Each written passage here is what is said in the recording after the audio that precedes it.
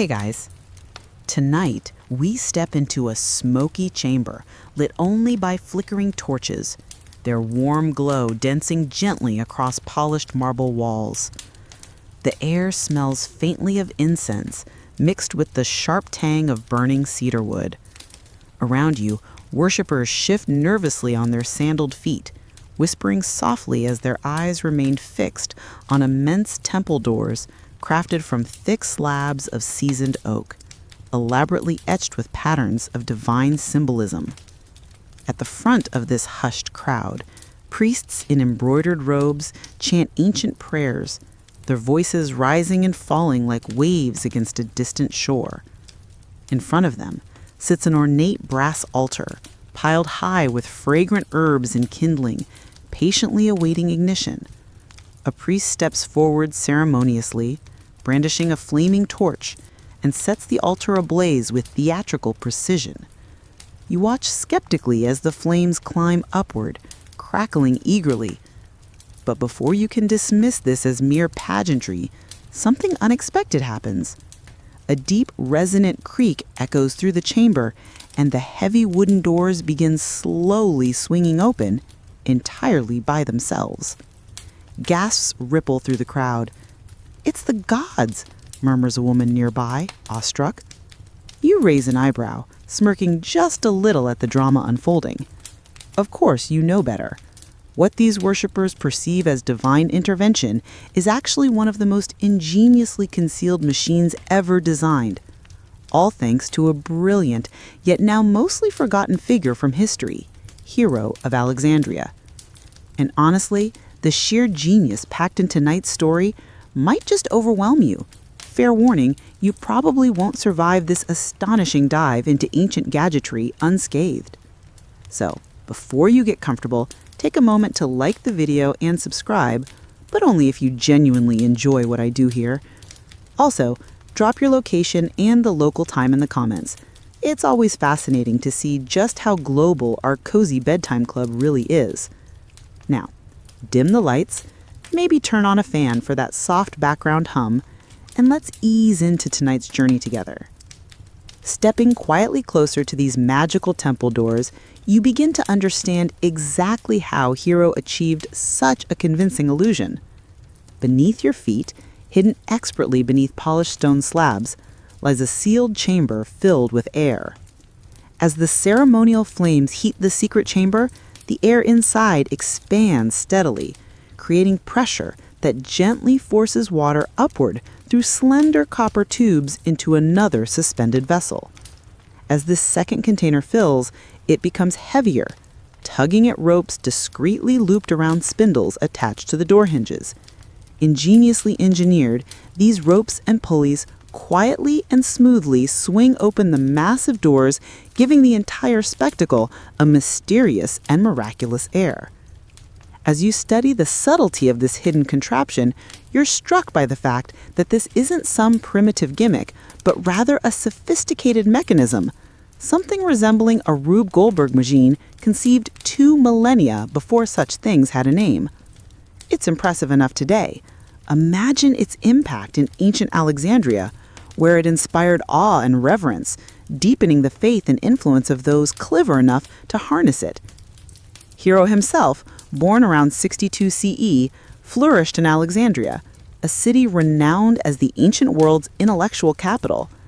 Alexandria wasn't just a bustling port city, it was a scholarly powerhouse, home to the famed Mausoleum and the Great Library, where the brightest minds of the Mediterranean gathered to debate, experiment, and invent. Think of it as an ancient Silicon Valley mixed with Hogwarts. Endlessly curious inventors like Hero, tirelessly crafting ingenious devices, each more dazzling than the last. Historians still argue whether Hero was truly a groundbreaking inventor or more of a gifted compiler of pre-existing ideas.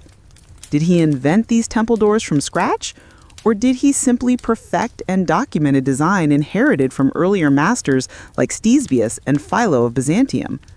The scholarly debate continues, but one thing is clear. Hero's meticulous writing and clear instructions transformed these ingenious concepts into practical, teachable devices, ensuring their survival through centuries of manuscripts and translations. Heroes' temple doors were emblematic of the broader fascination with automation and spectacle in the ancient world. Known as thauomata, these mechanical marvels were explicitly designed to provoke wonder, curiosity, and reverence. In temples and palaces throughout the Mediterranean, elaborate mechanisms similar to heroes' doors regularly astonish crowds, reinforcing the perceived presence and power of the gods. Think of them as the ancient equivalent of CGI special effects, practical engineering masterpieces designed for maximum emotional and spiritual impact.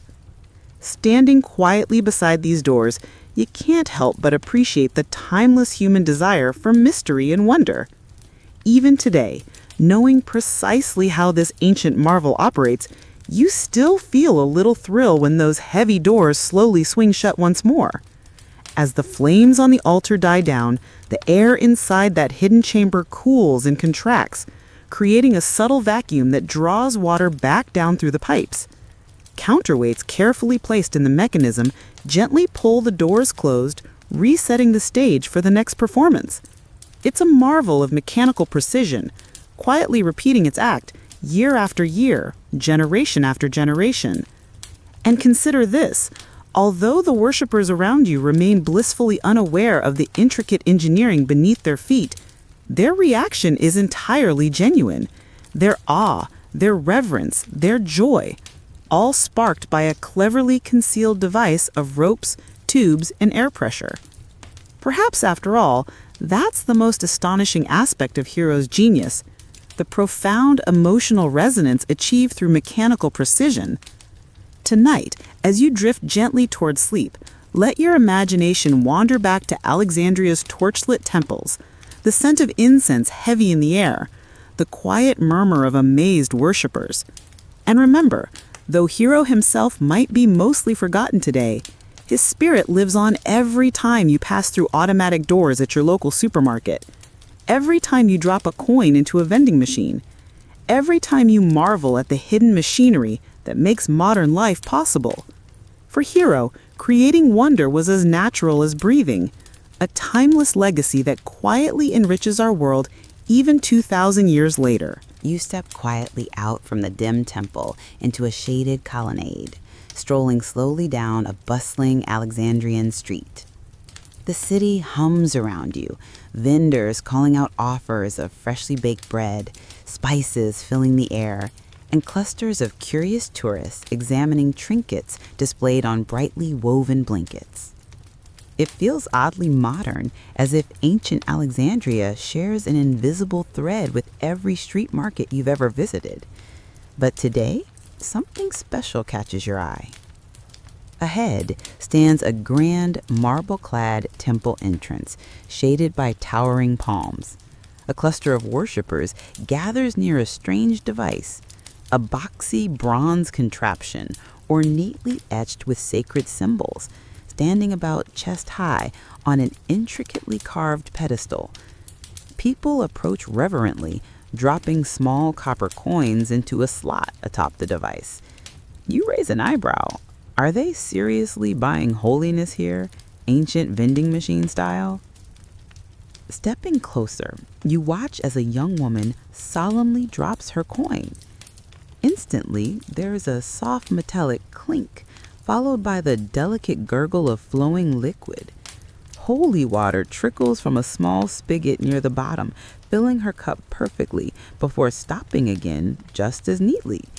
The woman steps back, clutching her sacred cup with visible awe, convinced she's just witnessed a divine miracle. You suppress a grin. Hero strikes again. Yes, you guessed it. This ancient holy water dispenser is another marvel crafted by Hero of Alexandria. Long before soda machines became commonplace fixtures in convenience stores worldwide, Hero was selling miracles by the drop, pioneering the first ever coin-operated vending machine around 62 CE. And let's be honest, given how many times the modern ones eat your change without delivering, perhaps Hero's design was more reliable after all. Peering closely, you can imagine how this ingenious device works. Inside this bronze wonder is a carefully balanced lever mechanism. When a coin is dropped through the slot, it falls onto a tiny pan suspended from one end of a lever. The coin's weight tilts the lever downward, opening a hidden valve to let water flow. Once the coin slips off, a counterweight tips the lever back, snapping the valve shut instantly. It's elegant, effective, and deceptively simple, the kind of thing that makes modern engineers sigh wistfully. This wasn't mere whimsy. This invention had practical, everyday use in temples.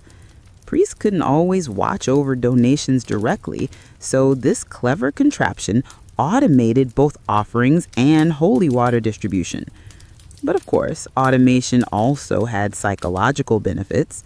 Seeing the divine hand dispense the sacred water likely made worshippers feel personally acknowledged by their gods, ensuring that the temple's coffers filled steadily.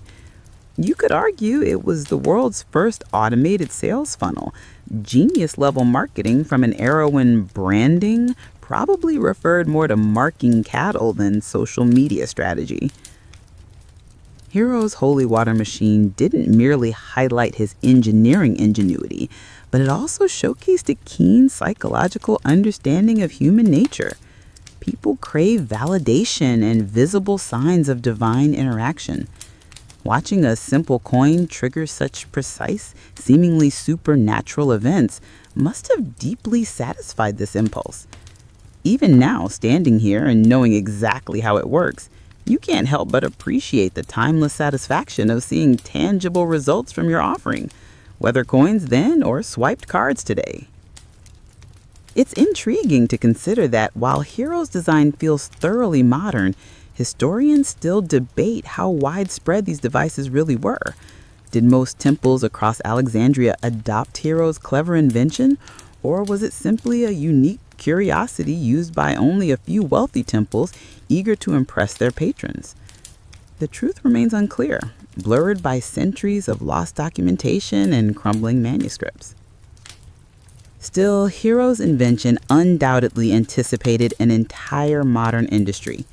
Today, vending machines are everywhere, dispensing not only beverages and snacks, but everything from luxury goods to electronics. Imagine Hero wandering through a modern airport, casually observing travelers retrieving phones or headphones from automated kiosks. He'd likely nod approvingly, perhaps quietly noting how little fundamental mechanics have changed since he first crafted his coin-operated wonder 2 millennia ago. Reflecting on this, you can't help but smile at humanity's consistent impulse toward convenience. From the bustling markets of ancient Alexandria to contemporary airports or street corners worldwide, the desire for instant access to goods and services remains remarkably unchanged. Hero understood this deeply, crafting mechanical solutions that spoke directly to timeless human needs and impulses. Whether supplying sacred water or offering quick snacks, the fundamental principle remains beautifully constant. People value convenience, simplicity, and the immediate gratification of getting exactly what they paid for, ideally without the hassle of human interaction. As you watch another worshiper approach the machine, carefully sliding a coin into the slot, you marvel again at the quiet brilliance behind Hero's invention. It's subtle and effective, effortlessly blending spirituality with practicality. To these ancient believers, every carefully measured drop of water is proof of divine attention and favor. Yet for Hero, it represented simply another ingenious mechanical puzzle solved, another remarkable demonstration of engineering prowess. Of course, this coin-operated miracle wasn't Hero's only flirtation with automation. Throughout Alexandria, temples and theaters alike featured his numerous mechanical marvels, each more imaginative than the last. But this simple, effective holy water dispenser holds special significance as a beautiful illustration of practical genius meeting human psychology. So tonight, as you slowly drift closer to dreams, Imagine placing your own coin into Hero's ancient vending machine, hearing it fall with a reassuring clink. Feel the gentle satisfaction of watching clear, cool water trickle steadily from its tiny spigot. Proof once again that humans have always craved tangible connections to the divine. And as you drink deeply from your imagined cup, savor the notion that clever mechanical solutions can still feel like miracles, even after thousands of years. Rest now, knowing that Hero's gentle genius continues quietly humming beneath the surface of modern life. Hidden in plain sight, vending machines patiently waiting on street corners and airports and even in hospitals, dispensing not just snacks or drinks, but a timeless, comforting reminder of human ingenuity. Steam hisses softly near your ear as you step into a new chamber, this one tucked behind the marble facades of ancient Alexandria. It's quieter here, less incense, fewer crowds, and the walls are lined not with gold leaf or religious iconography, but with diagrams, coils of copper tubing, and bronze spheres. In the center of the room stands a strange contraption, balanced carefully between two pivot points. It looks like something out of a steampunk fever dream, a hollow globe with two crooked nozzles protruding from its sides, and beneath it, a fire gently flippers. You hear the first gentle rattle. The water in the boiler below begins to bubble. A moment later, steam rushes up through the attached pipes and into the globe. And then, as if animated by invisible hands, the sphere begins to spin, slowly at first, then faster and faster, until the air is filled with the rhythmic whir of motion. You blink. Congratulations. You're looking at the world's first known steam engine, the Aeolipile, designed by none other than Hero of Alexandria. Yes, you heard that right. Long before the Industrial Revolution, before James Watt and the coal-stained factories of England, Hero built a machine that transformed steam into rotary motion. You're standing in front of something that could have changed everything, only it didn't. And that, perhaps, is the strangest part of this story. The Aeolipile, which Hero described in his treatise Pneumatica, works on the principle of reaction motion, blasting steam through curved nozzles to spin a sphere, like a lawn sprinkler powered by the gods. The simplicity is deceptive. Inside that spinning bronze ball lies one of the most significant concepts in mechanical history: heat creating pressure, pressure creating motion. But here's the kicker. Hero never used it to power anything. No carts, no mills, no pumps. It was, in his own words, a temple wonder, likely meant to impress visitors and maybe students. You know, a neat party trick for priests to show off after the service. Watch as our altar fire makes the god sphere spin. You have to wonder, did he not see the potential? Or did he simply live in a society that didn't need it? Historians still argue about whether Hero recognized the deeper implications of his invention. Some suggest he was just cataloging known ideas. Others believe he knew exactly what he had, but understood that Alexandria, reliant on cheap human labor, wasn't interested in machines that replaced people.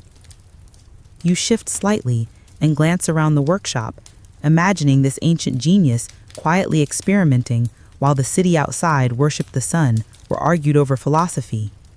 Hero wasn't some wild-haired inventor cackling in the dark. He was a teacher, a systematic thinker. His writings read like careful instruction manuals, step-by-step breakdowns of design and theory. The Aeolipile wasn't an accident. It was the logical result of studying pressure, fluid dynamics, and movement. Some scholars even argue that the Aeolipile shows Hero as a kind of proto-scientist, someone blending mathematics with mechanical theory, then applying it practically.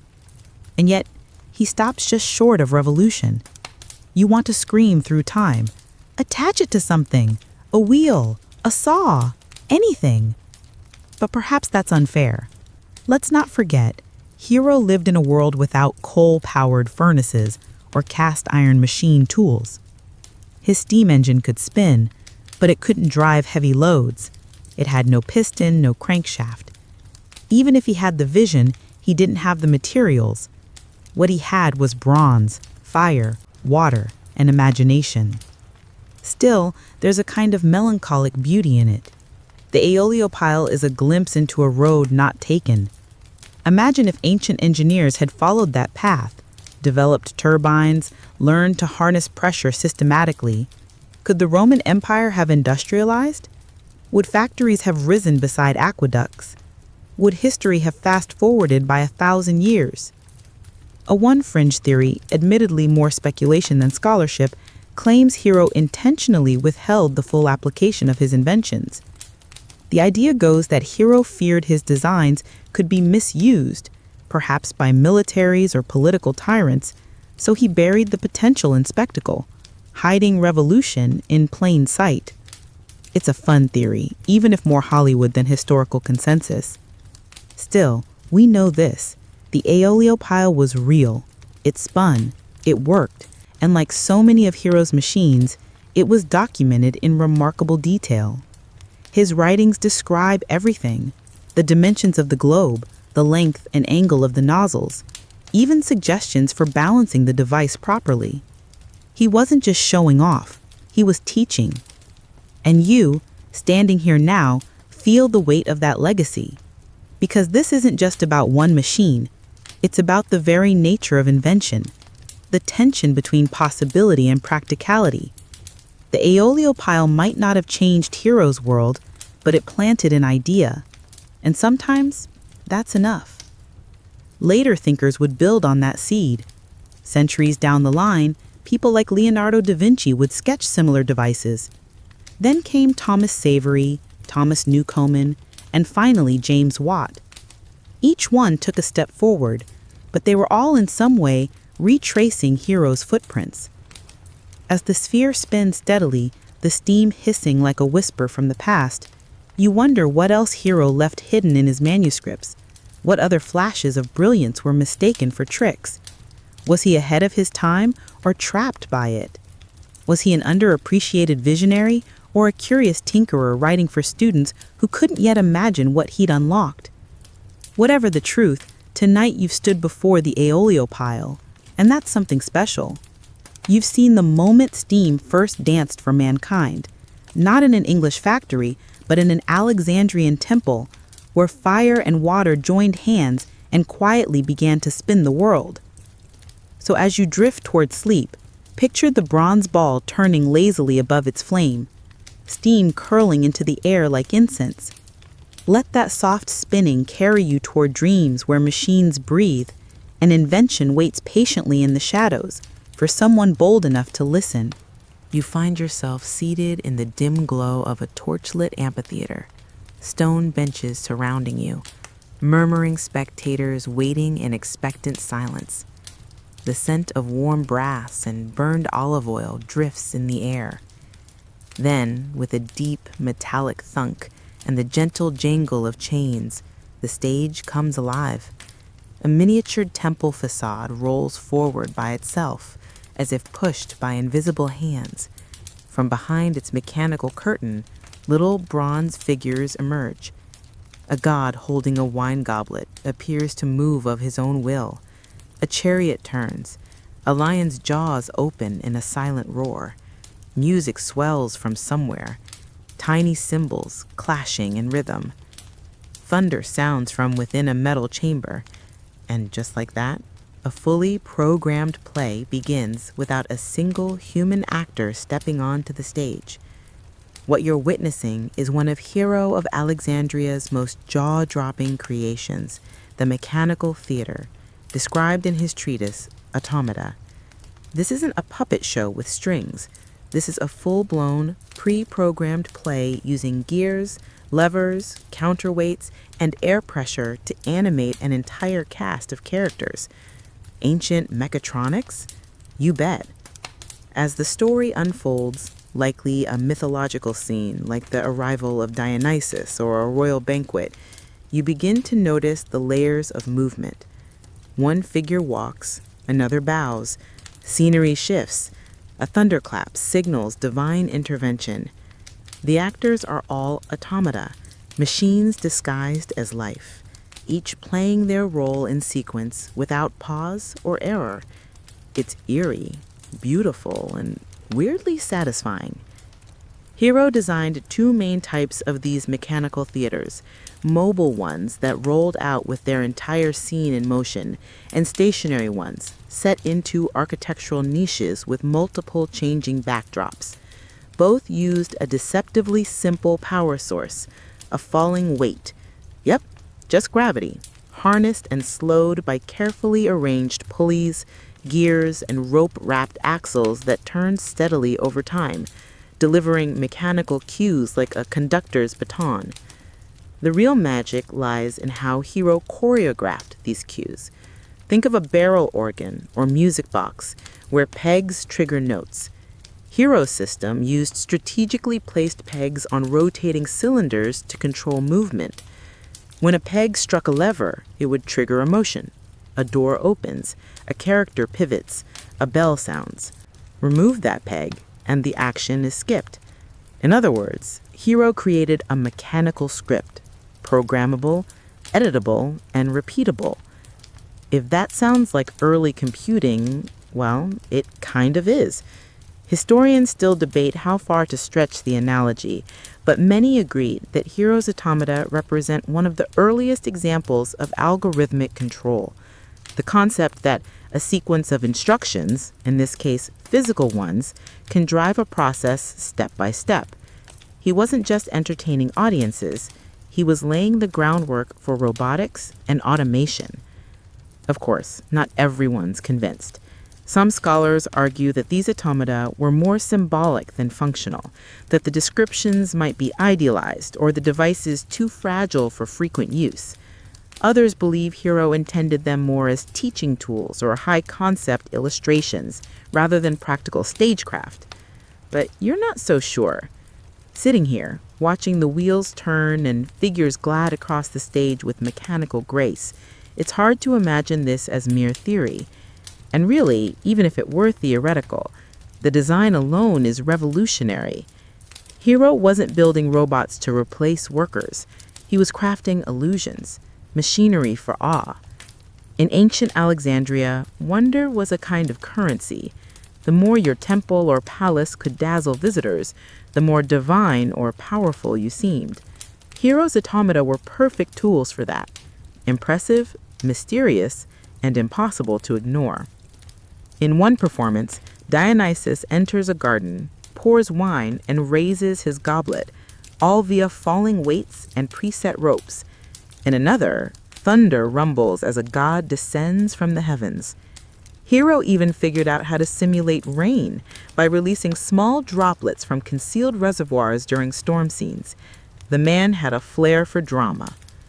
And yes, he also had an eye for mechanics. You admire the clever engineering beneath the stage, ropes meticulously measured to account for time and motion, drums wound tightly and precisely. If one rope snapped or caught, the illusion would collapse. Hero's devices demanded not just design talent, but careful calibration, like tuning a mechanical symphony. As the play concludes and the final automaton bows, you hear polite clapping, an ancient audience's version of a standing ovation. The stage resets slowly, weights rising again, gears locking in place for the next show. No electricity, no digital code, just physics, creativity, and rope. There's something quietly humbling in that. In a world where we've come to expect machines to anticipate our every need, where smart homes light up with voice commands and AI writes our shopping lists, it's remarkable to watch an entire performance run on sand, weight, and ingenuity. Hero's mechanical theater didn't just imitate life, it orchestrated it. And the symbolism doesn't go unnoticed. In ancient Greek drama, the concept of deus ex machina, literally God from the machine, referred to the moment a god would descend onto the stage, often by crane, to resolve a tangled plot. Hero's automata may have offered a literal spin on that phrase. The divine wasn't just portrayed by actors, it was enacted by machines. So here's a quirky tidbit to leave you mulling things over. In some accounts, Hero included a metal thunder sheet in his theater design, a flat, vibrating plate struck by falling pebbles to mimic storm sounds. Essentially, the world's first sound effect. Broadway would be jealous. As you lean back on the stone bench, your eyes begin to close, the final curtain drawing slowly on this ancient mechanical ballet.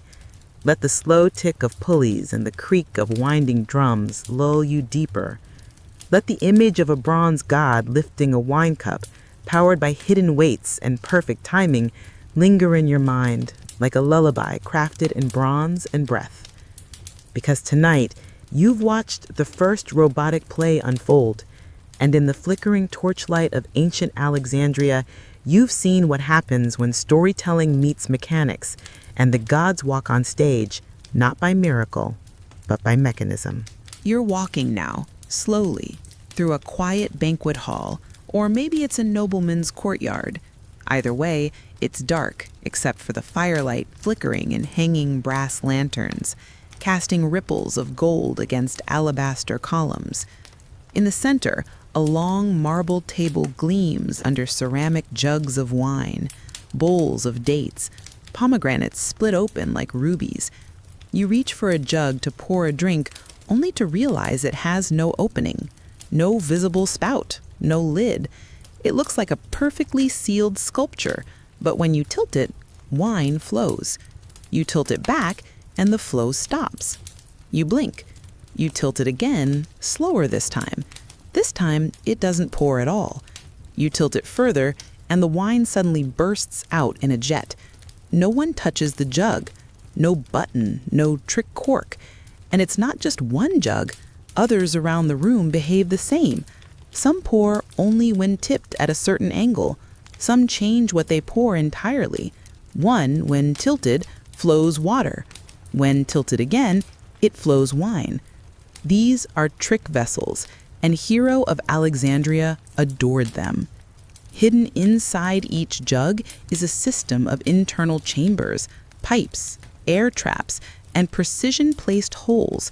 They use pressure and siphons, plus the human instinct to trust your own eyes, to create illusions that baffle guests. Wine appears to come from nowhere. Fountains change shape midstream. In one famous model, a bird seems to drink from a pool, then chirps, triggered by a hidden air valve. Another pours two liquids in separate streams from the same spout, depending on the angle of the pour. Yes, this is science, but also, this is mischief. Hero wasn't just a temple technician or a mechanical theorist. He was a showman. His devices weren't always practical, they were performative. Their purpose was simple: wonder, surprise, delight, and maybe occasionally to humiliate your wealthier guests when they couldn't figure out how to pour their own wine at dinner. You pick up another jug. This one has two handles. When you use only one, water pours. Use both, and wine flows. You begin to laugh softly. You imagine the nobles gathered here centuries ago, aristocrats in flowing robes, arguing over Plato and poetry, suddenly turning red-faced as the wrong beverage pours into their goblet, their smug certainty crumbling like old sandstone. Hero's trick jugs were not just playful, they were social landmines. One of Hero's most famous fountains used a principle now called air displacement siphoning. You had 3 hidden chambers, one full of air, one full of water, and one acting as the display bowl. As water poured into the upper bowl, it increased pressure in the air chamber, forcing water up from the lower chamber in a reverse stream. You'd see water magically flowing upwards, as if gravity had briefly gone on vacation. It seemed impossible, but it was pure physics. Historians still debate whether Hero invented these jugs and fountains himself or inherited the designs from older Egyptian or Babylonian sources. Trick vessels were mentioned in earlier texts, and similar items have been found in Hellenistic homes and temples. But Hero was the one who documented them. He refined them. He explained their logic and gave them structure, not just for fun, but for education. His writings allowed others to reproduce the effects, experiment further, and pass on the joy of deception as education. And if you're thinking this all sounds like party games for the wealthy, well, it was. These devices weren't feeding the poor or irrigating the crops. They were meant for elite circles, banquets, royal gatherings, philosophical clubs. They showed off your taste, your wealth, and your friends' gullibility. But they also did something else. They brought science to the dinner table. Hero's trick vessels weren't separate from his other inventions. They were cousins to his temple doors and mechanical theaters. All were based on fluid dynamics, siphons, pressure, and control systems.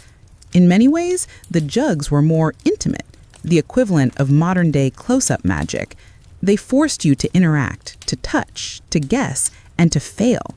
The joy wasn't just in being amazed, it was in not knowing why. You reach out now to touch a tall, fluted amphora sitting at the end of the table. Its spout is shaped like a lion's head. Tilted gently, it roars out water with force, far more than the jug's volume should allow. Another trick. You turn the jug upside down, nothing pours. It's empty. Or is it? You set it down and it begins to fill from inside, slowly gurgling back to life. The liquid is being siphoned in reverse from a hidden chamber below the floor. You feel like you're living inside a magician's workshop run by a physicist. Let's not forget, Hero was writing these treatises like lab manuals. He wasn't just building devices, he was teaching how to build them.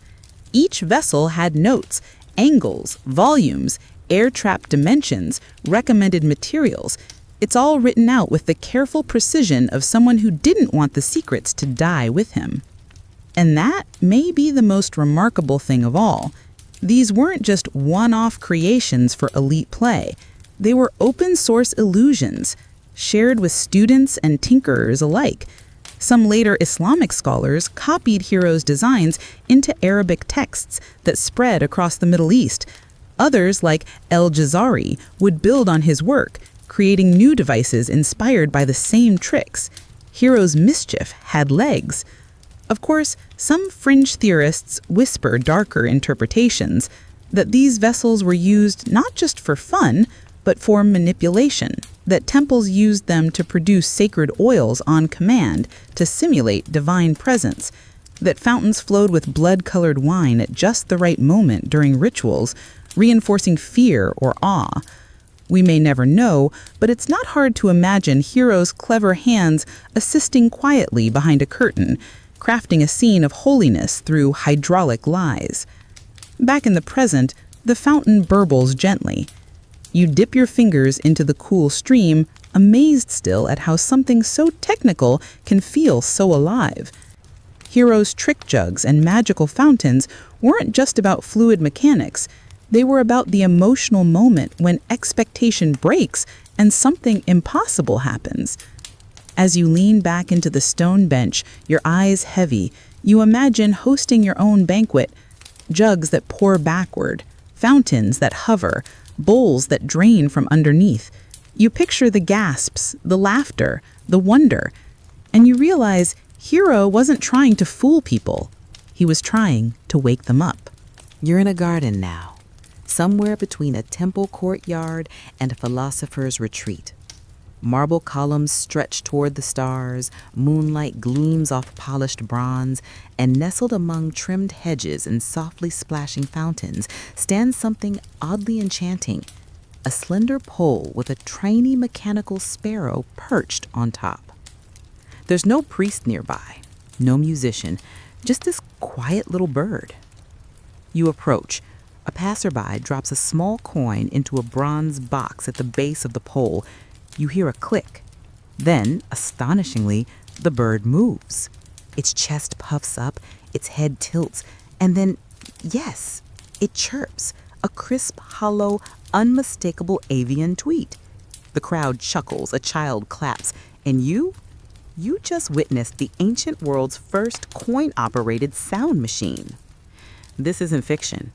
Hero of Alexandria really designed such a device. In fact, he described multiple automata that made sound using air pressure, weights, and trigger systems. But this little singing bird is one of his cleverest blends of utility and charm. It's the ancient equivalent of a novelty toy, yes, but it's also a mechanical logic puzzle wrapped in bird feathers and bronze plating. Here's how it works. When the coin drops into the slot, it lands in a small pan attached to one end of a lever.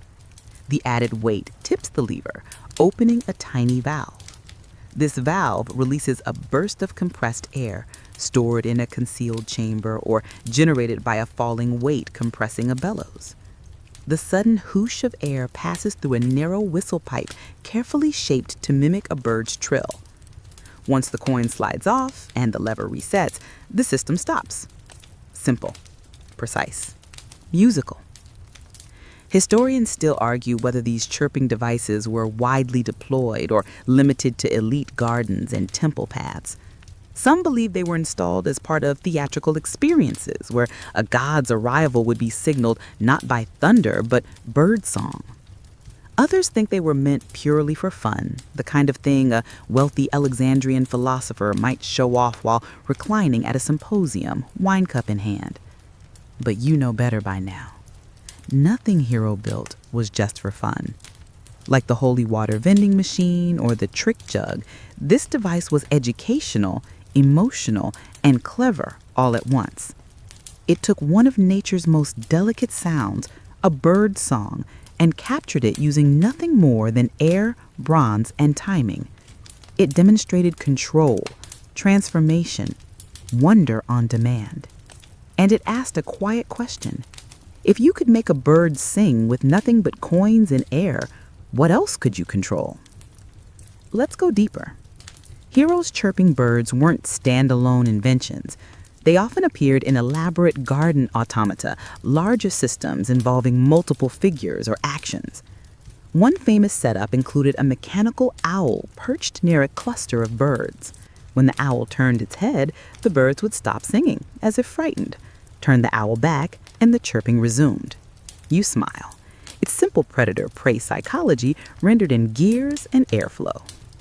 Imagine the coordination required, each movement, each chirp precisely timed by hidden weights or controlled bellows, and all of it powered by physics. No motors, no batteries, just an intimate understanding of how air moves, how valves open, how sound travels.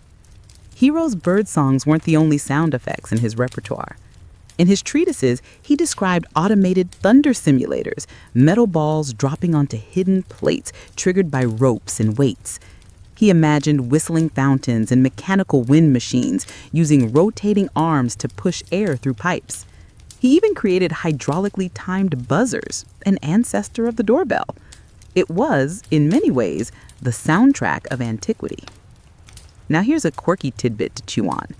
One fringe theory claims Hero's bird machines were used in temple prophecy rituals, where the bird song was interpreted by priests as divine messages.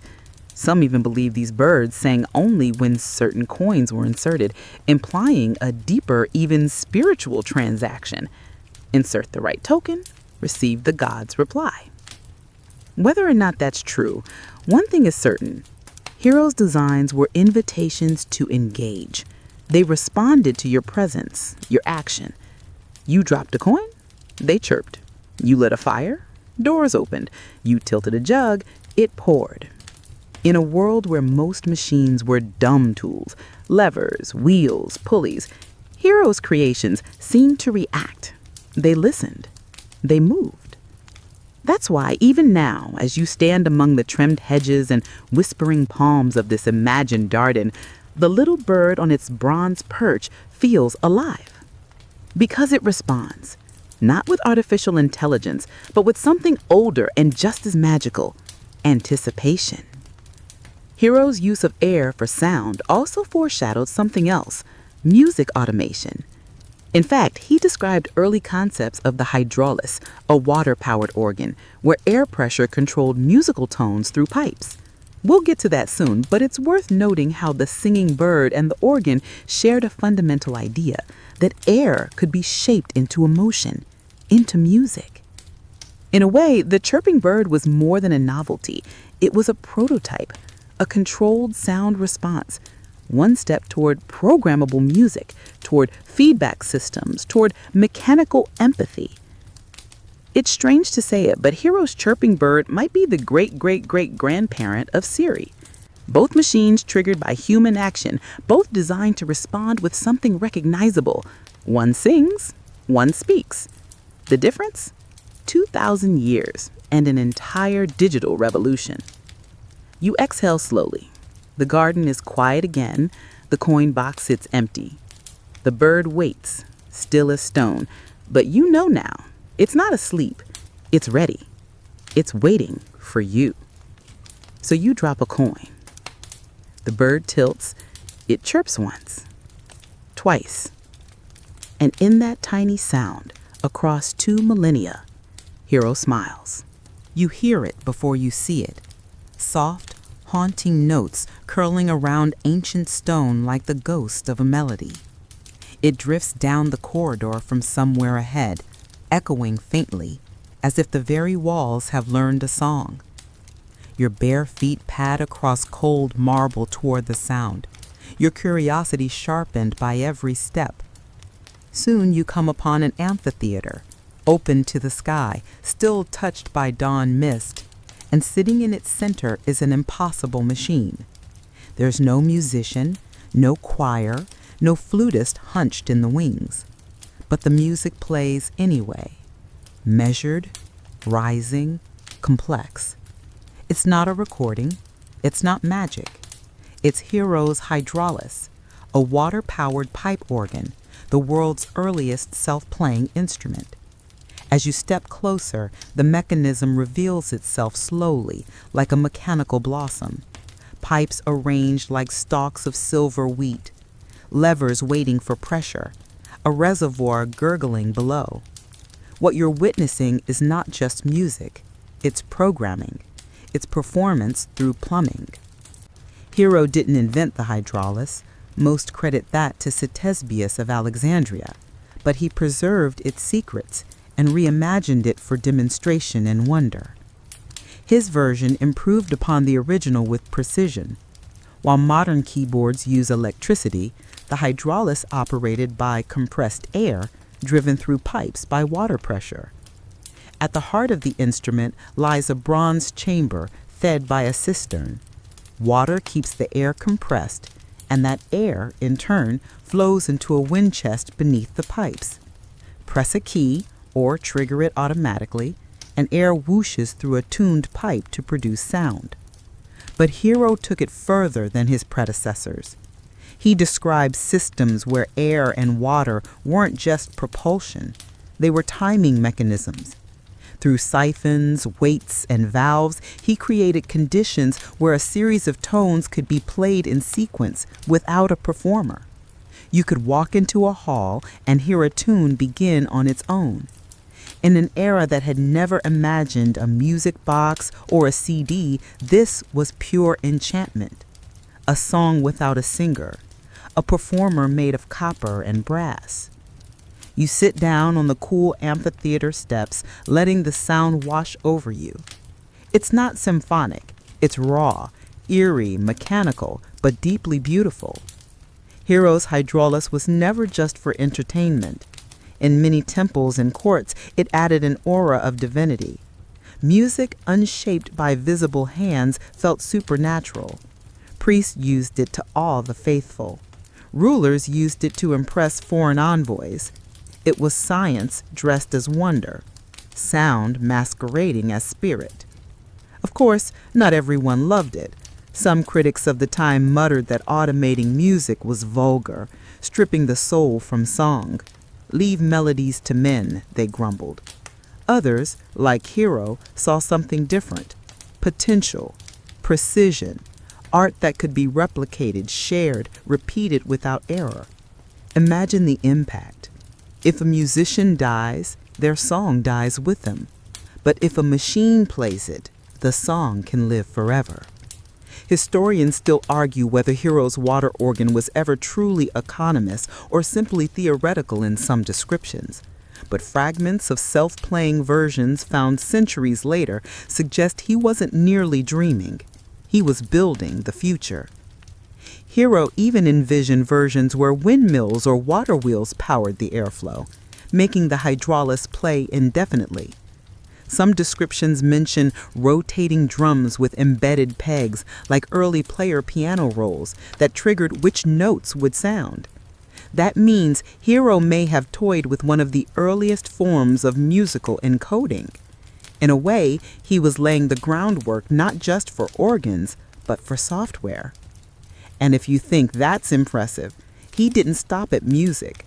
In some designs, Hero added tiny sculpted birds, sparrows, and doves carved with astonishing realism. When the organ played, air was diverted to these birds, making them chirp in rhythm. Their tiny beaks opened and closed, their wings flapped, and the sound harmonized with the pipes.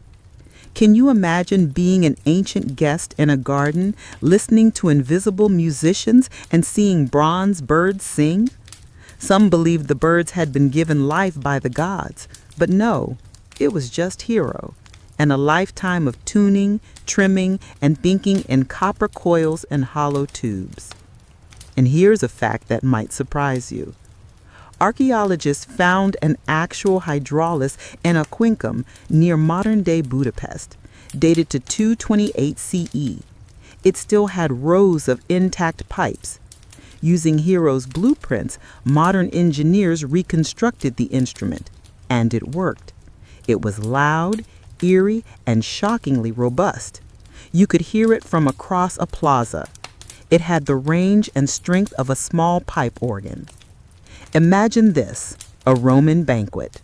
Gold platters clink, peacocks strut, and from a bubbling fountain in the center of the garden, a melody begins to play, without warning, without musicians.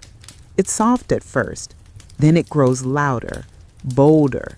The guests glance around, searching for the source. Some grow nervous, others smile. The host raises a cup. He knows the secret. It's Hero's invention, and tonight it's working perfectly. You stir slightly on the stone bench and reflect. What makes this invention so unforgettable isn't just the sound, it's the principle. The hydraulis was one of the first machines ever created to simulate human creativity. It didn't just serve a function, it performed. It wasn't about survival, it was about expression. That's what separates Hero from the other engineers of his time. He wanted machines not just to lift and pull and heat, but to speak, and in this case, to sing. As night gives way to morning and the last note shivers into silence, you understand something deeper. The hydraulis isn't a relic. It's a whisper from the past saying, we imagined more, we built more, and we believed that beauty could come from brass. You rise, letting the echo of that impossible melody follow you down the corridor. It's still playing somewhere in the hollows of your mind. Because tonight, you didn't just listen to music. You listened to a machine tell a story. You duck beneath a wooden beam, enter a shadowed corridor, and find yourself inside an old storeroom lined with amphorae and scroll racks. But your eyes are drawn instantly to a peculiar display at the center of the room, a large bronze vessel connected to a long curved tube with an elegant spout carved like a lion's mouth. Nearby sits a collection of odd-shaped jugs, some squat and rounded, others tall and narrow, each with strange little valves, hidden holes, or no visible opening at all. And in that moment, you realize you stumbled upon one of Hero's most mischievous legacies, his trick vessels and magic fountains. These weren't party pranks. They were precision instruments built to baffle and delight. You pick up one of the jugs and try to pour water. Nothing happens. You tilt it further, then suddenly it releases a steady stream until you tip it just a bit too much and it stops altogether. Then, laughing quietly, you try another one. This time it looks completely empty. until you cover a hidden hole with your thumb and suddenly it starts gushing. It's like a liquid puzzle designed to confuse and entertain. Harrow called these automata of delight, and they were his way of turning fluid mechanics into performance art. At their core, these devices use air pressure, hidden chambers, and siphons to control the flow of water, or wine if the party was good. The trick was balance, air flowing in as liquid flowed out, or air creating a vacuum that prevented flow until a valve was covered or opened. It's the ancient equivalent of a touchless soap dispenser, except with more surprise and probably more laughter. Historians still argue whether Harrow designed these for sacred temple use, elite dinner parties, or public demonstration. The truth may be all three. Take the bottomless jug, for example. To the eye, it looked normal, an ordinary clay vessel, but Harrow's internal design featured a chamber sealed off by a thin internal pipe that stopped just short of the bottom. Unless air entered a specific way, the liquid inside remained trapped. Pour it like a normal jug? Nothing. Tilt it right, and the illusion broke with a dramatic stream. Now imagine this at a Roman feast. A guest grabs the jug, tries to serve themselves, gets nothing, and watches in horror as the host simply tilts the jug and pours with ease. Cue applause or embarrassment, likely both. But it wasn't all fun and games. Harrow's understanding of siphoning, vacuum seals, and hydraulic regulation laid foundations for fluid mechanics that would influence future centuries. Some of these principles show up in modern plumbing, toilets, espresso machines, even jet propulsion. We often associate invention with steel and electricity, but Harrow proved you could do a lot with a little air, water, and nerve. One of his most enchanting creations was a self-regulating fountain, a system of hidden tanks and float valves that made water rise and fall in apparently magical ways. To the casual onlooker, it looked like a fountain that changed height, direction, or pressure with no human interference. But peek below, and you'd find tanks rising and falling with water levels, shifting pressure zones, and clever tubing systems triggering valves at precise intervals. In a way, it was a musical performance in water. And then there were the wine mixing bowls, designed to pour wine or water depending on which side of the cup you blocked. Cover the right hole, you get diluted wine. Cover the left, full strength. Leave them both open, and the drink stays trapped. Ideal for hosts with a sense of humor or priests controlling the ritual wine with divine theatrics. You lean back against the wall, admiring the elegance of it all. These weren't just tricks.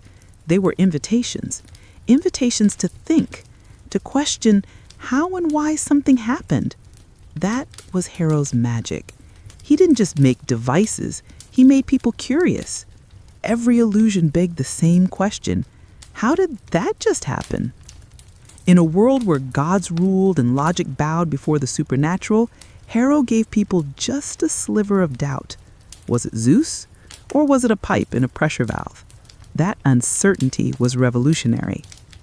You see, Alexandria wasn't just a city of stone, it was a city of questions, and Harrow was one of its loudest whisperers, coaxing people to peek behind the curtain of miracles and glimpse the machinery underneath. Now here's a quirky twist. Some of Harrow's vessels worked only if you knew the secret gesture, covering a hole, rotating a handle, or tipping at the correct angle. In temples, this could elevate a priest's status. They weren't just holy, they were magicians. The crowd saw wine flow only when the priest raised one hand and whispered a prayer. But behind that divine choreography, just some air displacement and a concealed finger covering a valve. Modern historians have recreated several of these jugs and vessels using Harrow's blueprints. And guess what? They still work. Kids and adults alike are baffled. In one university test, students spent 30 minutes trying to figure out how a jug held its wine until someone accidentally covered the intake hole and the secret spilled. Literally. You chuckle quietly to yourself as you imagine Harrow watching from a corner, sipping from a trick goblet, enjoying every second of the confusion. The line between science and theater was thin for him, and he danced across it effortlessly.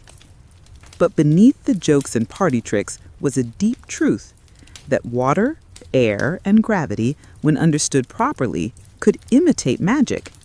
In that sense, Harrow's legacy isn't the tricks themselves, it's the idea that science can enchant, that you can astonish someone not by defying nature, but by understanding it better than anyone else in the room. So as you leave the storeroom, passing by the last humming jug and the slowly dripping lion's mouth, you carry that lesson with you, that behind every miracle there may be a valve, behind every trick, a design, and behind every smile of wonder, a man like Harrow grinning quietly in the shadows. You step out into an open courtyard where sand crunches softly beneath your feet and the sun casts sharp shadows across the tiled floor. In the center sits something that looks deceptively simple, a wooden cart, slightly larger than a wheelbarrow, with 2 stout wheels, a flat bed, and what appears to be a box or drum fixed to its underside. A few bronze weights lie stacked nearby, gleaming faintly. At first glance, it could be a delivery wagon, waiting for crates of olives or amphora. But then it moves. Not a lot, just a few feet forward, all by itself. You freeze. There's no ox, no slave, no pull rope. Then it turns on its own. This isn't magic. It's mathematics on wheels. You found Hero's programmable cart, a device centuries ahead of its time. This little chariot doesn't run on wishes or electricity. It runs on weights, pulleys, and precise engineering. And if it feels eerily familiar, that's because it should. You're looking at the spiritual ancestor of the programmable robot. The cart was a marvel of mechanical logic. Inside its belly lay a system of cords, weights, axles, and rotating drums, each controlling a specific function: forward motion, turns, stops. Hero described how a carefully calculated drop of a weight could turn the cart left or right. Need it to go forward for 10 seconds, then turn 90 degrees? Adjust the weights. Want it to stop in front of a shrine, then bow or ring a bell? You could build that in. With Hero's machine, movement was no longer bound to muscle. It could be pre-written, encoded in mechanics, and executed by tension and release. This kind of behavior-based programming wouldn't be rediscovered until 1,800 years later, when Jacquard looms, Babbage's analytical engine, and early robots revisited the idea of mechanical memory. Hero, by contrast, simply figured it out with rope and gravity. Historians still argue whether his cart was ever constructed full scale or remained a thought experiment. But the math checks out, and prototypes built today, using his instructions, actually work. Now, take a moment to appreciate the implications. In the 1st century, Hero wasn't just building gadgets. He was exploring the idea that machines could perform tasks without constant human input, that actions could be mapped, sequenced, and delegated to mechanics. The word robot wouldn't exist for 2 millennia. The idea already parked in his courtyard. But Hero didn't stop at forward motion. His writings describe ways the cart could be paired with other automata. One scroll hints at puppets mounted on the cart, moving in synchronized action as the vehicle rolled past a stunned audience. Imagine a mechanical parade, a procession of gods or animals that moved, bowed, or spoke as it traveled. Entertainment? Yes, but also education, spectacle, persuasion. Hero understood human nature. Wrap your science in drama, and people pay attention. Of course, the technology had limitations. Hero's cart wasn't remote controlled. It wasn't adaptable. Once you set the weights and paths, that was it. Deviate from the plan and, well, it might crash into a column or startle a goat. But that's also what makes it fascinating. The cart represented an intentional system, a machine with memory, trajectory, and timing. Let's break that down a little bit. Memory came from the configuration of weights and pins. Change those, and you change the cart's behavior. Trajectory was determined by pulling length and drum rotation, basic but precise. And timing came from the rate of descent and resistance, a delicate balance of friction and force. In a modern context, it's primitive code, but in the 1st century CE, it was sorcery in slow motion. And now for a quirky side note. Hero wasn't the only one tinkering with these ideas. There are hints that Chinese inventors may have experimented with similar programmable carts using water flow and escapement mechanisms. Some scholars suggest that East and West may have cross-pollinated more than we think, possibly through trade routes like the Silk Road. While no definitive link exists, the timelines and innovations align intriguingly. Meanwhile, back in Alexandria, Hero's cart had another possible use: military deception. Imagine rolling out a cart loaded with dummy statues, torches, or clanging devices towards an enemy line. From a distance, it might look like a divine omen or a charging war device. The machine wouldn't last long under fire, of course, but that initial shock, valuable. Some speculate Hero may have been commissioned by civic leaders or generals to dream up such illusions for the defense or pride of the city. But others believe his motivations were simpler: delight, curiosity, and spectacle. Picture the cart wheeling out in a public square, puppets dancing on top, music playing, and children giggling as it turned corners with unnatural grace. No war, no gods, just wonder. And that, perhaps, was the secret behind so many of Hero's creations. They didn't just function, they told stories. The programmable cart wasn't just a vehicle, it was a narrative machine, a storytelling device that moved, gestured, revealed. And it wasn't alone. Hero's devices often worked in suites: water organs playing while doors opened, birds chirping while fountains pulsed, carts rolling while statues lifted their arms. It was a coordinated ballet of brass and air. You run a hand along the cart's wooden side and feel a slight vibration. Somewhere inside, a tensioned cord just released a pin.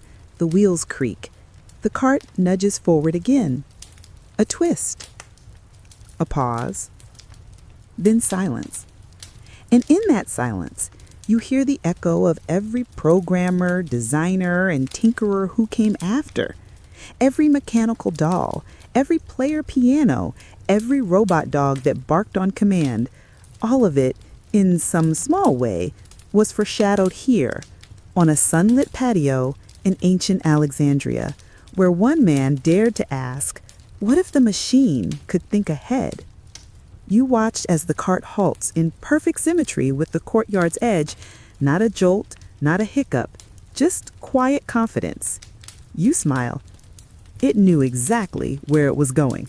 You walk slowly now, guided by the flickering light of an oil lamp that casts giant warping shadows on the marble walls around you. The hallway narrows into what feels like a private study. No gears whirring, no fountains bubbling, just quiet shelves of scrolls and a polished bronze disc leaning against the far wall.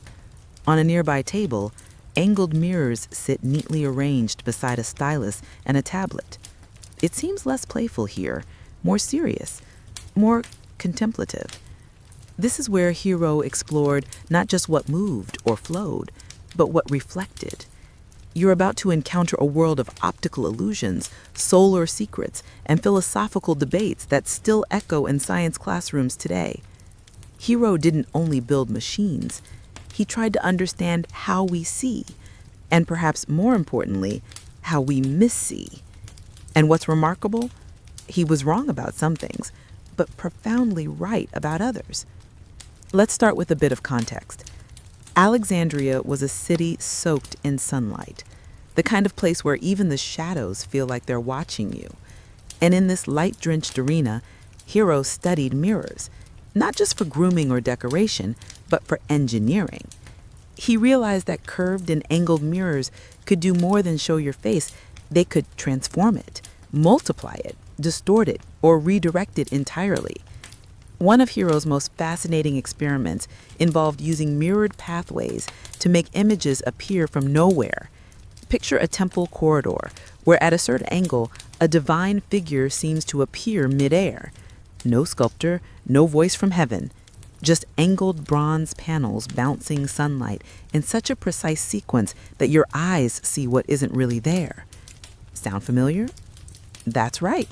It's the precursor to the modern hologram, minus the lasers and sci-fi theme music. These kinds of tricks weren't just for show. In sacred rituals, reflections were power.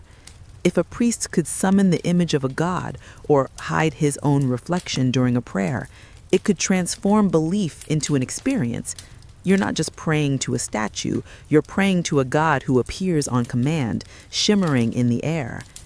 Historians still argue whether these devices were used for honest awe or stage-managed manipulation. But one thing's clear. Hero knew how to bend reality. Now let's talk about something more foundational. How light travels.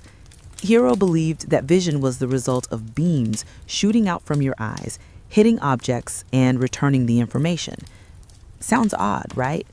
But that theory, called emission theory, was held by many ancient thinkers, including Plato and Euclid.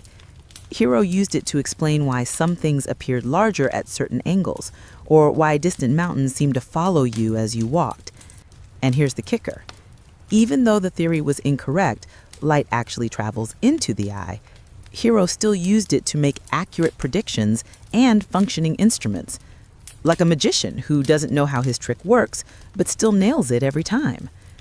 One such device was the Dioptra, a sighting tool with adjustable sights and a rotating base.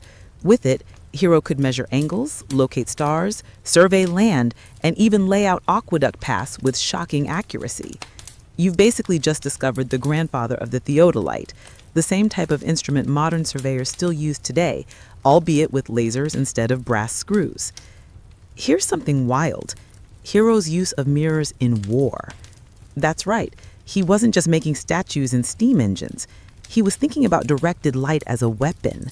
There's a probably mythical tale where Archimedes used giant mirrors to reflect sunlight and set Roman ships on fire. While historians doubt the effectiveness, Hero certainly knew about mirror arrays and speculated on concentrated solar energy. Today, we use the same principle in solar furnaces and energy towers, but in Hero's day, it was the stuff of whispered legend and siege defense schematics. Now for something quirky. In one of his lesser-known texts, Hero describes a mirror-based game in which two people could see each other's movement around a corner. Sounds like fun, right? But it was also a security measure. Merchants and palace guards could use it to watch corridors without exposing themselves, a sort of analog version of a security camera. Even today, similar systems are used in covert ops and maze-like buildings. You run your fingers over one of the old bronze mirrors. It's slightly concave, warped by time, but even now it reflects your face back with a surreal, almost melting quality. Your cheeks stretched, your eyes unusually large, like a Greek drama mask. You laugh. Hero probably did too. Mirrors distort, but they also reveal. And for Hero, that was the point. His writings on optics weren't just technical, they were philosophical. He questioned whether what we see is real or just a version of reality filtered through light, angle, and assumption. To look, Hero seemed to whisper, is not always to understand. You begin to see why scholars consider his optical work a precursor to early psychology, not just physics. Some scholars believe Hero may have dabbled in camera obscura-like concepts, darkened rooms where a pinhole casts an upside-down image of the outside world. While he never described one explicitly, his understanding of light paths and image distortion hints that he was tantalizingly close to discovering the principles behind photography a good 1,600 years early. As you trace the line of mirrors laid out on the desk, you imagine Hero bent over his own reflection, eyes alight with possibility. To him, mirrors weren't vanity objects. They were keys to secrets about perception, deception, and the thin shimmering line between knowledge and illusion. And maybe that's why this quiet study hits differently.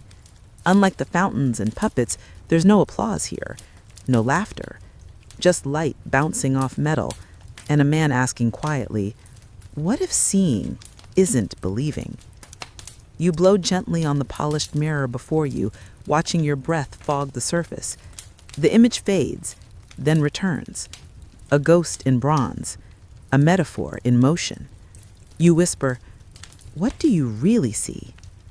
Hero doesn't answer, but the reflection does. You step back outside into Alexandria's golden morning haze, where stone columns cast long shadows across the sand-dusted plaza. The air smells faintly of ink, clay, and salt. A group of engineers in white linen tunics gather around a strange device set on a tripod, its polished arms glinting in the light. One man peers through a sighting tube, makes a mark on a wax tablet, then gestures toward a point far in the distance. You've arrived at Hero's Workshop of Precision, a place where land is measured without chains and stars are tracked without telescopes. This is where Hero's Dioptra reigns. Think of it as the ancient world's Swiss Army knife of measurement, part compass, part level, part telescope, all genius. It may not look like much, but this instrument is about to redefine how cities are built, aqueducts are laid, and entire empires navigate their world. The Dioptra was likely derived from earlier Greek and Babylonian surveying tools, but Hero supercharged it. He added calibrated screws for micrometric adjustment, an aiming sight for incredible accuracy, and sometimes even incorporated water levels to ensure absolute horizontality. With it, Hero and his peers could measure angles, distances, elevations, and even solve land disputes with mathematical authority. Let's say you're building a new aqueduct to deliver water from a spring 10 miles away. The terrain dips, rises, and twists. You can't just dig a trench and hope for the best, or your water ends up in someone else's wine cellar. But with the Dioptra, Hero could calculate the perfect slope, ensuring a steady gravity-fed flow. No pumps, no guesswork, just geometry. You crouch beside the engineers as they mark coordinates on a wax tablet. The numbers aren't just numbers, they're decisions. Where to dig, how deep, where to place support columns. And you realize Hero's Dioptra isn't just a tool, it's a language translating terrain into engineering. But here's something even wilder. Hero's instrument didn't just serve waterworks, it was also used for astronomy. Align it with a distant star or the rising sun, and you could measure celestial angles with eerie precision. Ancient stargazers used similar tools to determine the solstices, equinoxes, and the tilt of the Earth, centuries before Copernicus. In fact, many modern scholars believe Hero's Dioptra was an indirect ancestor to the sextant, used by sailors and astronomers for over 1,000 years. Now here's a juicy historical tidbit.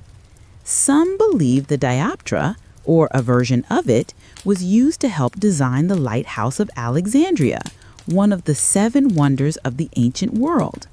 The lighthouse's tiered construction, angled mirrors, and precise alignment with celestial markers suggest an understanding of surveying and geometry that only a tool like the Dioptra could provide.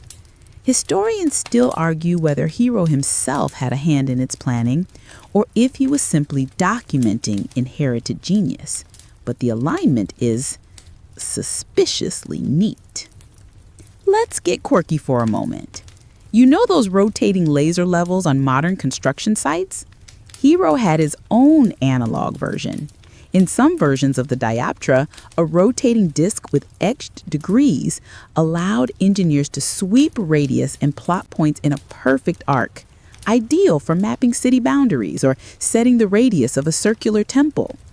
One of Hero's diagrams even shows a pivoting cross arm for fast angle adjustments, a clear forerunner to the surveying tripods still used today. And the applications didn't stop there. The Dioptra could measure the height of towers or walls using triangulation, stand back a certain distance, measure the angle to the top, and plug it into a formula. Want to know how tall that obelisk is? Or how far the enemy siege tower has advanced? The Dioptra had you covered. You lean into the eyepiece of a restored replica. The world narrows. Through the narrow sight, the dusty horizon resolves into sharp lines, temples, hills, even the gentle curve of the earth. It's like wearing geometry glasses. Everything becomes measurable, knowable, conquerable. And this is where Hero's brilliance shines through. While others dreamed of gods and empires, he dreamed of tools that measured the world itself, not with myth or metaphor, but with ratios and angles. To Hero, the earth wasn't just a place to live, it was a canvas, and the Dioptra was his brush. Of course, not everyone was thrilled by this. Some contemporaries saw such instruments as disruptive, challenging priestly authority or upsetting sacred geometry. Why use numbers, they whispered, when you can ask the gods? But Hero pushed forward anyway, because for him, understanding was worship. Accuracy was awe. Modern engineers sometimes credit Hero's ideas as the seed of civil engineering. While the Romans built aqueducts and roads with astounding skill, it was Greek instruments like the Dioptra that gave them the mathematical edge. In fact, centuries later, Vitruvius, the Roman architect, describes similar devices in his manuals. And while he never names Hero directly, the fingerprints are clear. Now for a fun fringe theory. Some enthusiasts argue that Hero's Dioptra and other advanced surveying tools suggest a lost science shared across the ancient world. They point to the perfect alignments in Egyptian pyramids, Mayan observatories, and even Stonehenge as evidence of a shared ancient engineering knowledge that has since vanished. While mainstream scholars remain skeptical, the mystery remains. How did so many ancient builders measure so well, so consistently, with so little tech? As you watch the Alexandria team pack up the Dioptra and head off toward a distant hill, you feel a strange sense of calm. Not because everything is known, but because someone, somewhere, cared enough to try to know it, to take chaos and impose order, to draw invisible lines between stars, rivers, and stones, and make them mean something. You pick up the Dioptra one last time, spin the adjustment screw, and line it up with the horizon. The numbers on the dial don't just tell you where you are, they whisper where you could go next. The wind picks up as you descend a stone path cut into the outer edge of Alexandria. The soft hum of city life grows distant, replaced by the groan of wooden beams and the distant thud of heavy iron. Ahead, massive bronze frames gleam in the sun. Twisted cords hum with tension, and strange levers jut from monstrous machines. You've entered a space where mathematics meets warfare, a field Hero of Alexandria approached with the same precision and creativity as his temples and theaters. It's easy to forget that Hero, the man of mirrors and fountains, also designed weapons. Deadly, clever, efficient weapons. You stop before a looming structure, a ballista, like a massive crossbow the size of a cart. Its arms are drawn back using a complex gear system powered not by springs, but by twisted sinew cords. Animal tendons wound tightly to hold and release incredible force. One of Hero's lesser-known works, Bellopoica, outlines the mathematics behind this kind of tension-based weaponry. And you quickly realize, Hero wasn't just building machines, he was fine-tuning the physics of destruction. These weren't toys. His devices could launch projectiles over city walls, batter down fortifications, and disable siege towers before they reached the gates. He even described adjustable trajectory angles, allowing operators to alter the arc of fire depending on distance and target elevation. That kind of foresight, it would still impress modern artillery officers. What's most surprising is how Hero engineered the process itself. He didn't just sketch a big sling and hope for the best. He applied rigorous geometry to calculate exact arm lengths, torque, and weight ratios. His blueprints detailed every step with obsessive precision. Think about that. Centuries before Newton formalized motion laws, Hero was using the same logic to hurl spears across a battlefield. And it wasn't just ballistae. Hero described portable catapults that could be dismantled and transported on carts, early prototypes of what we might call modular or field-deployable tech. Some of his weapons had counterweight systems that could be preloaded to fire repeatedly, suggesting he even dabbled in something resembling semi-automated warfare. Now here's where it gets strange. Some surviving Roman and Byzantine manuals reference war machines strikingly similar to Hero's, sometimes word for word, but don't mention his name. Historians still argue whether Hero was the original inventor or whether he compiled earlier knowledge into his encyclopedic texts. Either way, his fingerprints are everywhere in ancient warcraft. You step back as one machine launches a stone with a low whistle and a deep thud. It arcs gracefully, then lands in a distant sandpit with a muffled crash. It's terrifying and brilliant. One device in particular catches your attention: the Scorpion, a smaller, more mobile torsion engine. According to Hero's designs, its frame was reinforced with bronze plates, the bow arms carved from yew or ash. Soldiers could aim it with surprising accuracy, even adjusting for wind using side-mounted vanes, like an early form of a wind gauge. It could be operated by 2 men and moved by 4. In a fast-moving siege, that was a game-changer. Hero's understanding of energy storage was far ahead of his time. His work implies that he grasped the concept of potential energy, even if he didn't name it. Twisting sinews, storing wind pressure, or even harnessing steam, all were just different ways to build and release energy. You start to wonder, if Hero had had access to iron cannons and gunpowder, would he have invented modern artillery centuries ahead of schedule? Of course, Hero didn't limit his warfare tech to brute force. He also wrote about defensive machines, like boiling oil pumps, revolving shield barriers, and signal towers using mirrors and pulleys to relay enemy movement over long distances. The last one might not sound like much, but to a general trying to coordinate troops across a wide front, it meant communication at the speed of light, literally. You examine a model of one such signal tower. A tall frame holds a set of adjustable shutters. Using a predefined code, light could be flashed across miles. It's the ancient version of Morse code, and some scholars believe it was used in defending Egypt's coastal forts. Was it truly Hero's idea? The records are fuzzy, but the technology fits perfectly with his optical work, and the design logic is unmistakably heroic. Now for a curious footnote. Some fringe historians argue that Hero may have built a booby-trapped vault designed to collapse or seal itself if an enemy broke in. No physical evidence has been found, but a cryptic line in one of his mechanical treatises suggests, "He who disturbs the balance shall awaken the stone." Whether it's poetic metaphor or literal death trap, you're suddenly glad you're just visiting. There's also a darker legend that Hero's knowledge was deliberately suppressed after his death. One tale claims a warlord ordered his scrolls hidden in sealed jars, fearing they gave too much power to future rebels. Others believe rival engineers erased his name from their adaptations to claim glory for themselves. True? Uncertain. But history has a strange way of swallowing its brightest minds in silence. What isn't silent, though, is the impact.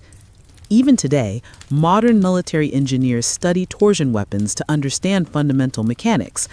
In 2018, a reconstruction team in Germany recreated one of Hero's catapults and launched a bolt over 250 meters, accurate to within 3 feet. That's no fluke. That's design excellence across 2,000 years. You watch as the final demonstration wraps up. A rope is released. A lever snaps forward. Another stone flies, disappearing against the sun. Dust rises. Silence returns. And you realize something profound. Hero's war machines weren't about carnage. They were about control, of energy, of motion. of precision. He wasn't dreaming of conquest. He was dreaming of mastery. You walk away slowly, the wind tugging your robe, the blueprints of deadly brilliance still fresh in your mind. Your sandals crunch against packed dirt as you find yourself trailing behind a creaking Roman wagon. Its oak wheels groan under the weight of stone and supplies, and a team of mules plods wearily ahead. But your attention isn't on the cargo. It's on something much smaller, something fixed above the front axle, a small brass drum with a gear inside, slowly ticking with every wheel rotation. You lean closer and realize you're looking at one of Hero of Alexandria's most practical and astonishingly modern inventions, the Odometer.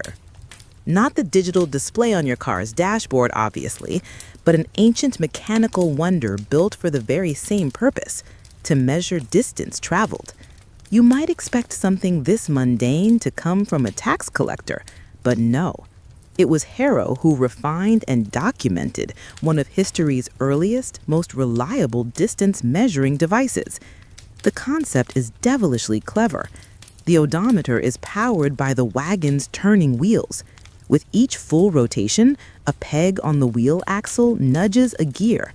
After a set number of rotations, usually tied to a Roman mile, about 1,000 paces, that gear causes a small pebble to drop into a metal container. 1 mile, 1 pebble. At the end of the trip, count the pebbles, and you know your distance. Simple, right? But now imagine designing it to work over bumpy roads, in heat and mud, on military campaigns or engineering expeditions. That's where Hero's mastery shows through. You squat beside the gear and trace the metal teeth with your finger. They're worn smooth, evidence of long use. And you think, this is engineering not for spectacle or theater, but for the logistics of empire. Roman engineers used these to map roads, plan aqueducts, and measure the distance between military outposts. They even had official surveyors, known as agrimensores, who were basically ancient civil engineers with plumb bobs and tape measures made of string and brass. And Hero's odometer, it gave them data. One quirky detail, some reconstructions of Hero's odometer show a mechanical dial with rotating pointers like a primitive speedometer. It's not entirely confirmed, but scholars love to debate whether Hero included this feature or if that version came from later Arabic engineers building on his work.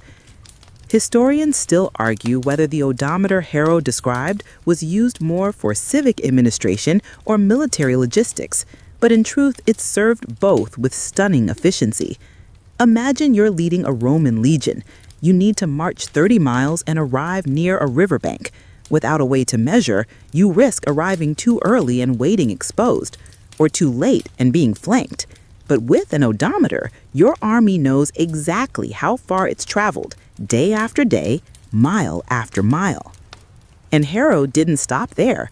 Some of his writings imply modular versions that could be attached or removed from carts, allowing them to be reused or repaired without losing calibration.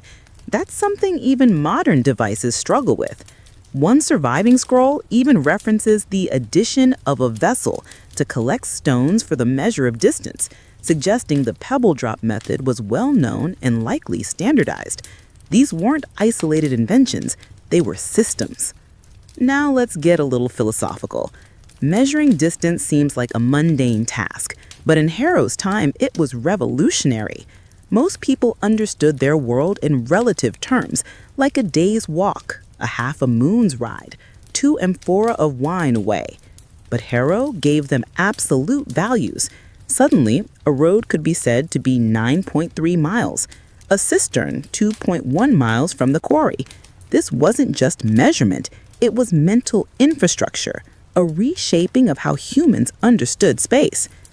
One delightfully odd theory claims that Hero's odometer was adapted by traveling performers or traders to determine payment by distance, charging customers for deliveries based not on time, but actual miles, kind of like an ancient Uber, but with wheels, goats, and no star rating. There's also evidence that Harrow's principles were passed along the Silk Road. Chinese texts from the 3rd century CE describe similar devices called Li recorders, which used wooden gears and drums to track travel across imperial highways. Were they inspired by Harrow? Coincidence? Independent invention? Historians still argue. But one thing is clear. Once the idea existed, it spread like wildfire. Some speculate that Harrow's lost works included even more complex travel instruments, a compass-like tool for land navigation, or even an elevation measuring device to pair with the odometer. Sadly, if such tools existed, they vanished into time. Yet his surviving models still whisper with brilliance. In museums today, replicas of the odometer sit quietly behind glass cases, but when you crank the axle and watch the gears turn, it's not hard to feel like you're part of something ancient and enduring. The wagon you're watching finally halts. A Roman engineer climbs down and checks the pebble jar. 9 smooth stones, 9 Roman miles. With a satisfied nod, he marks a parchment map with a neat line and the number 9. That's it. That's the magic. No GPS, no satellites, no batteries. Just wood, brass, and some very clever math. You feel a strange comfort watching that pebble drop. It's the sound of precision in an age of chaos. And Harrow's gift, in the end, isn't just machines or manuscripts. It's order. He took the unknowable vastness of the world and made it countable. So the next time your GPS reroutes you, or your odometer ticks over to a clean 100,000 miles, remember, a man in a white linen robe with calloused hands and a brass gear in his palm got us all started. You step through a dimly lit chamber where the air is thick with humidity and the gentle dripping of water echoes off ancient stone. In front of you stand a curious device, part sculpture, part clock, part mystery. You approach slowly, as if entering a sacred space. This is not a temple, it's not a stage, and it's definitely not a war machine. What you're looking at is time itself, wrapped in water and gears, and nearly lost to history. This is one of Hero of Alexandria's most elusive legacies, his work on water clocks, also known as clepsydras. You may have seen the simpler versions, a bowl with a hole in the bottom, slowly draining. But Hero didn't settle for bowls. He designed systems that could mark hours, ring bells, move figurines, even open doors at dawn. A clepsydra, at its core, is simple. Water moves from one container to another, and the rate of flow tells time. But Hero transformed that into automation poetry. His designs often included float regulators, gears, drums, and valves that activated in precise sequence. As the water level changed, it could raise a float that turned a wheel, which moved a dial or, in some setups, triggered a tiny mechanical bird to chirp at the hour. But here's the haunting part. We have no surviving complete manuscript of Hero's work on timekeeping. Just fragments, quotes, passing mentions in other texts. One Arab engineer writing centuries later hints at a lost Hero treatise with detailed diagrams of time-dividing vessels. Others describe animated clocks in public squares constructed in the Alexandrian fashion. Historians still argue whether Hero himself built them or simply inspired their creation. Either way, the designs were clearly centuries ahead of their time. You reach out toward the model in front of you, a modern reconstruction of a possible Hero clock. Inside the glass dome, a float rises as water trickles in. Slowly, elegantly, a disc begins to rotate. Around its edge, tiny pegs catch a lever. The lever lifts, and a small chime rings.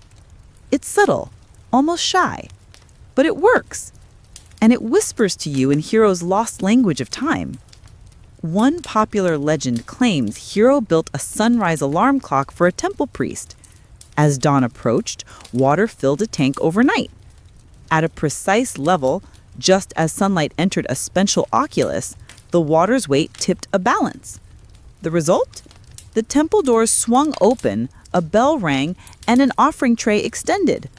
Morning rituals on autopilot. Another tale tells of a multi-hour musical fountain that played flute-like sounds every hour, changing pitch based on rising water levels. Skeptics scoff, but archaeologists have found pipe fragments near temple ruins in Alexandria that might match such a description. Was it truly Hero's, or just inspired by him? The evidence remains slippery. Let's get into the fringe zone, shall we? Some speculate Hero tried building a calendar machine with rotating zodiac dials and seasonal chimes. One diagram shows a 12-pointed wheel marked not by hours, but months. The mechanism behind it? Gone. Missing. Or maybe still buried beneath the sands of Egypt, quietly ticking away under 2 millennia of dust. One strange twist: some of the most complete water clocks we know of, especially from Islamic Golden Age engineers like Al-Jazari, echo Hero's mechanisms, down to the gear ratios and fluid regulators. These engineers often credited the ancient masters of Alexandria. Coincidence? Or did they have access to a now-lost Hero compendium? Historians still argue, of course, but the parallels are hard to ignore. Why did these water clocks matter so much? Because they offered measured consistency in an unmeasured world. Sundials didn't work at night. Hourglasses ran too fast or too slow, but Hero's clepsydras, once calibrated, could deliver reliable time regardless of sun, moon, or cloud. It's no wonder that courtrooms, temples, and schools were said to use them to regulate speeches, prayers, and lessons. But Hero may have had higher ambitions. Some scholars believe he was trying to capture not just time, but rhythm. That is, using regulated flow not only to measure, but to drive sequences, puppet shows, opening scenes, rotating astrolabes. Essentially, he was building the first programmed performances, and time was his conductor. The poet in Hero emerges here. His war machines were brutal, his automata playful, but his clocks? They feel gentle, humane. A way to bring order to chaos without violence or spectacle. A gift to the quiet moments of life. You sit beside the model and listen to the soft plink of another water drop.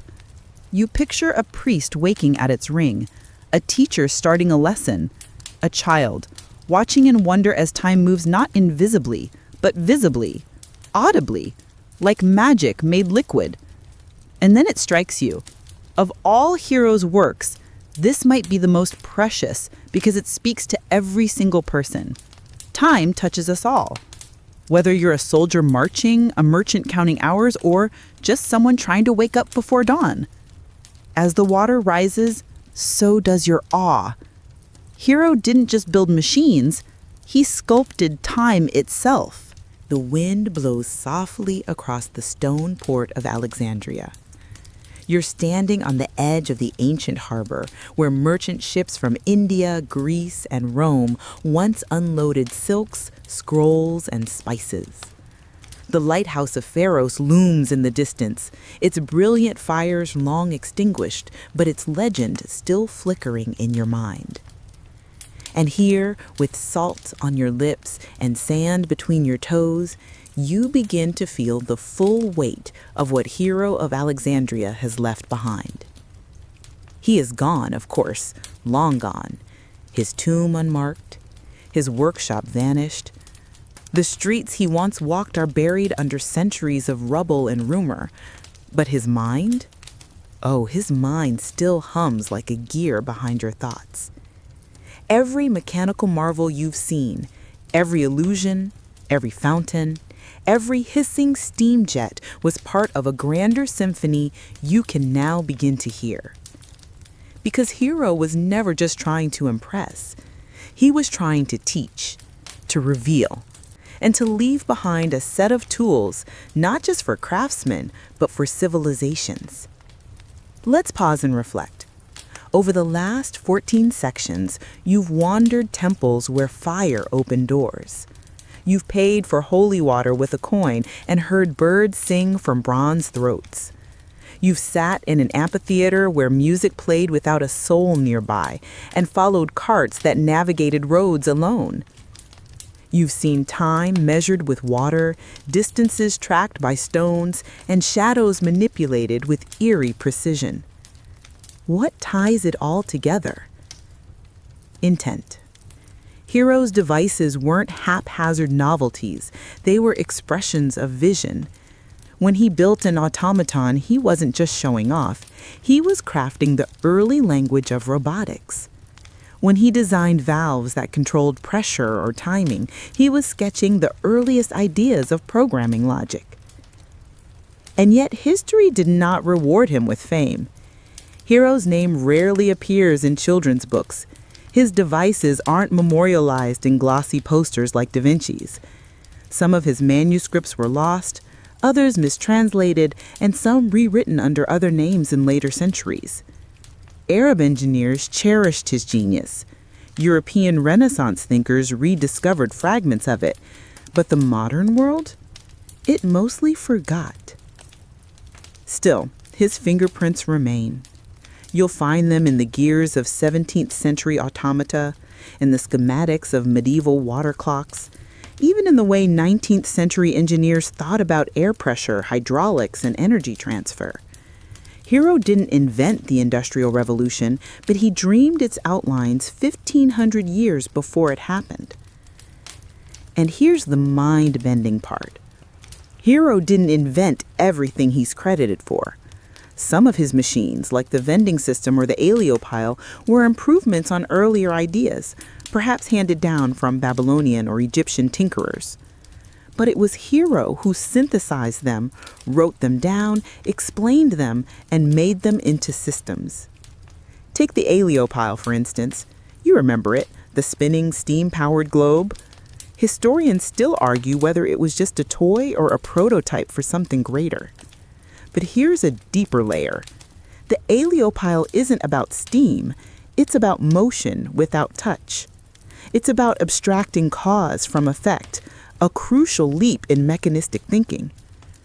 Once you can make a thing move by heating water from a distance, you're one step closer to the engine, one step closer to transforming the world. Same with the coin-operated machines. They're not just cute tricks. They're about the concept of access control, of triggering a mechanism based on a specific input. Sound familiar? That's the basis of user interaction in everything from turnstiles to ATMs. And Hero's automated puppet shows, beyond entertaining, they model event sequencing. When a figure lifts a sword at minute 3 and a bird flies at minute 4, you're seeing the earliest form of temporal programming. If A, then B, then C. The more you think about it, the more Hero starts to feel like a missing link between myth and machine, a priest of gears, a philosopher of pressure, a poet who spoke in bronze and water. You walk now through a crumbling colonnade, columns half sunken into sand. Above, stars begin to pierce the dusk.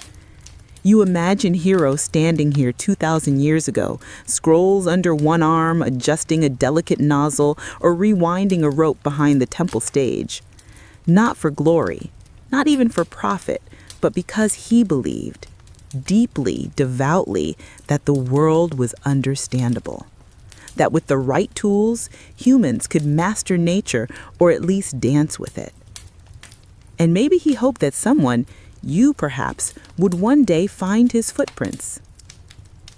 Let's close with this. Hero's greatest invention wasn't any single machine. It was the idea that machines could do more than serve. They could perform. They could surprise. They could teach. They could express. His devices weren't just technical, they were theatrical, spiritual, human. And now that you've walked through his world, you can't help but see ours a little differently. You flip a light switch, and you think of ancient doors swinging by flame. You press a button on your phone, and you hear the faint echo of a bronze bird singing. You wait at a crosswalk as the lights change, and you realize this is Hero's dream, fulfilled. Because he didn't just imagine machines, he imagined a world where magic, could be engineered. And now here we are at the end of the line. The gears are slowing. The water has nearly filled the bowl. The automaton bows once more, and the curtain drifts closed on this forgotten tale. Take a deep breath. Let it out slowly. You've wandered through torchlit temples, strolled under star-street colonnades, and listened to machines whisper secrets in the dark.